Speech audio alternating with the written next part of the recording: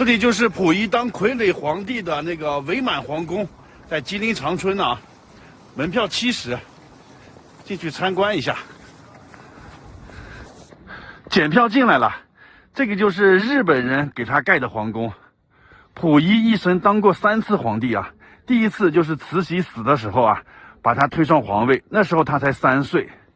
第二次呢，就是张逊复辟的时候，又当了1次皇帝。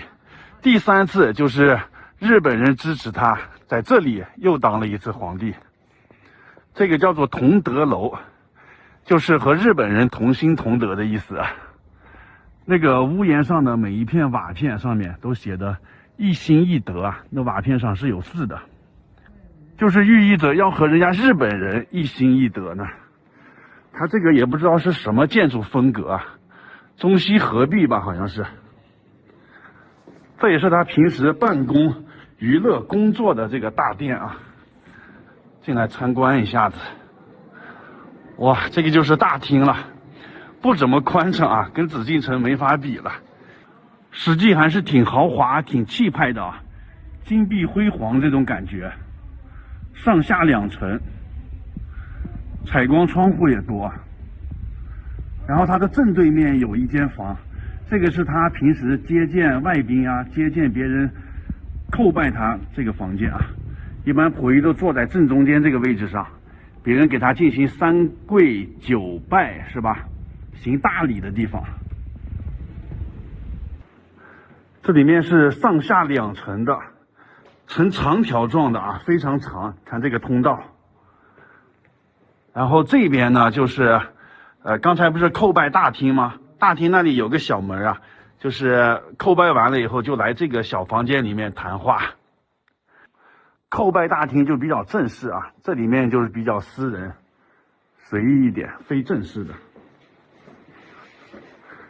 哇，这边有一个走廊，采光非常好啊，这一整排。旁边有好几个小房间呢。这边是中式装修的，他和他那些满清遗老遗少啊什么在这里喝茶谈话啥的啊。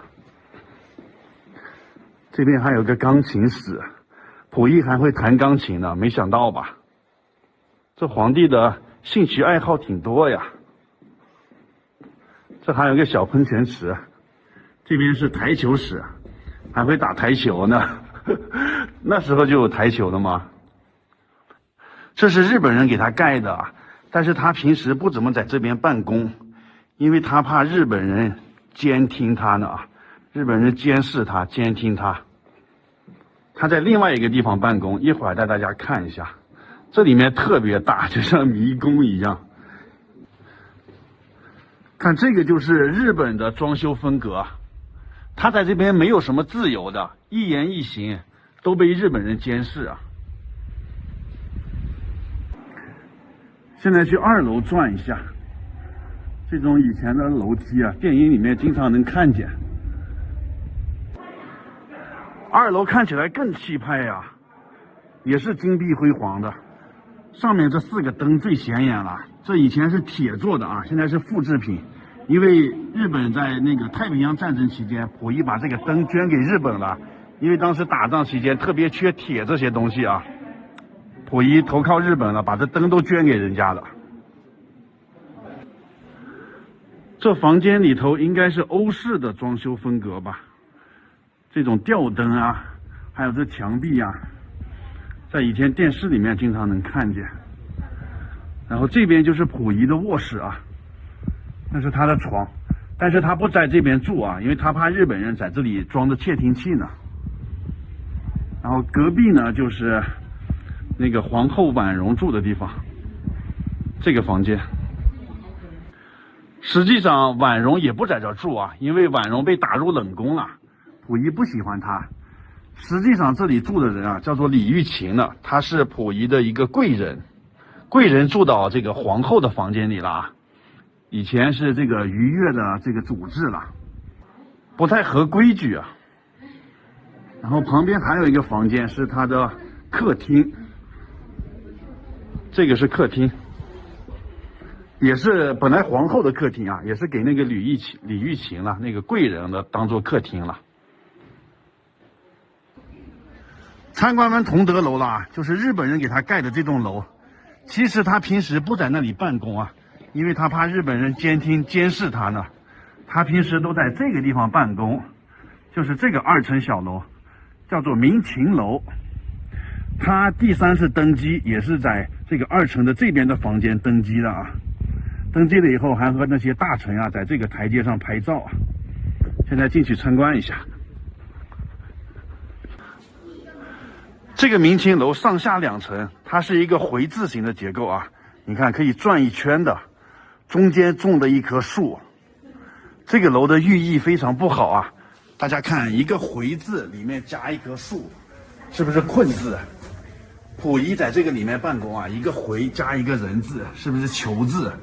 他像一个囚徒被困在这个楼里的。也不知道是谁设计的这个楼啊，冥冥之中已经注定了溥仪的命运了。2楼那个房间就是他登基的时候举行大典的地方啊，去看一下。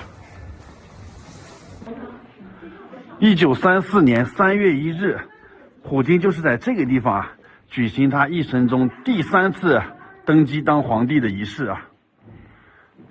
从此他就成了伪满洲这个傀儡皇帝了。那是皇帝的宝座。这边就是他的餐厅了。溥仪登基啊，还有一些重大庆典的时候，就在这里用餐。这感觉不是餐厅，像是一个会议室一样。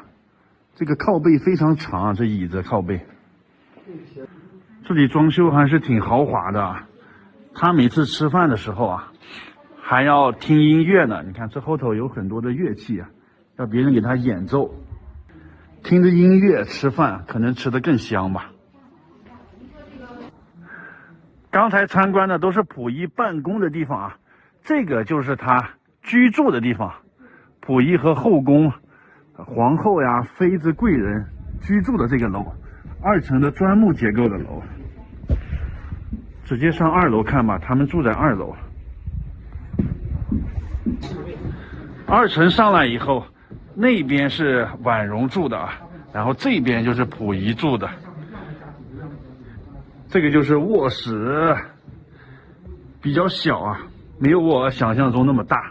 据说溥仪不喜欢盖被子啊，一年四季都是盖那个毛毯的。这边是他的卫生间，那边有个浴缸，那边是马桶。